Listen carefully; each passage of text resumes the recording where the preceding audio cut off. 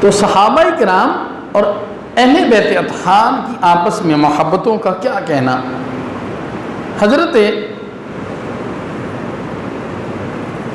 سیدنا امام حسن علیہ السلام اب حسن و جمال اپنے نانا جان حضور علیہ السلام سے مشابہ تھے. صحیح بخاری میں عقبہ بن حارث روایت کرتے ہیں، کہتے ہیں کہ بس ایک مرتبہ سیدنا ابو بکر صدیق رضی اللہ تعالیٰ نے نماز عصر پڑھ کر حضرت علی المرتضیٰ رضی اللہ تعالیٰ عنہ کے ہمراہ نکلے.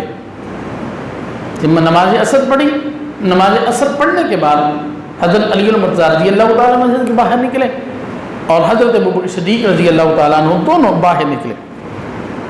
اب جب باہر نکلتے ہیں تو حضرت ابو بکر صدیق رضی اللہ تعالیٰ نے امام حسن رضی اللہ تعالیٰ کو دیکھا.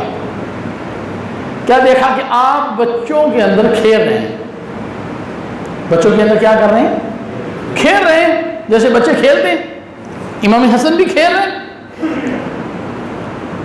فحملہ، حضرت ابو بکر صدیق رضی اللہ تعالیٰ عنہ نے حضرت امام حسین رضی اللہ تعالیٰ عنہ کو اٹھا کر اپنے کندھوں پہ بٹھا لیا.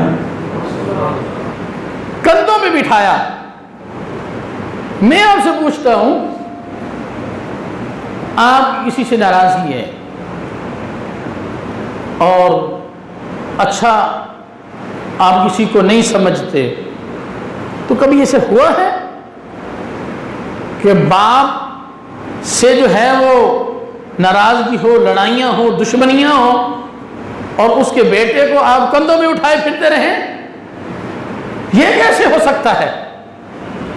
بھئی محبت ہوتی ہے تو کسی کے بچے کو اٹھاتا ہے.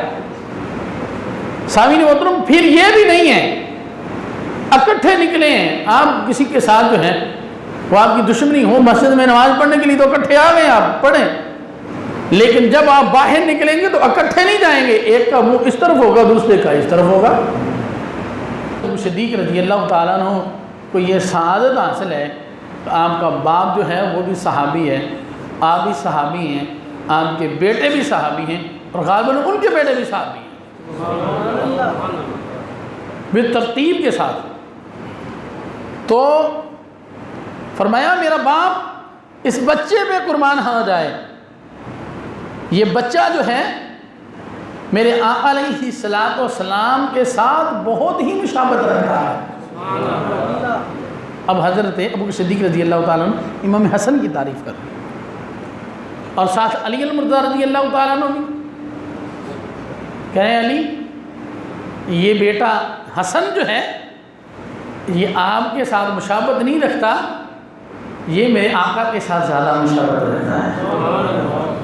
میں آپ سے پوچھتا ہوں، اگر دشمنیاں ہوں، آپس میں محبتیں نہ ہوں تو ایسی باتیں ہوتی ہیں؟ بھئی یہ تبھی ہوتی ہیں جب آپس میں محبتیں ہوتی ہیں.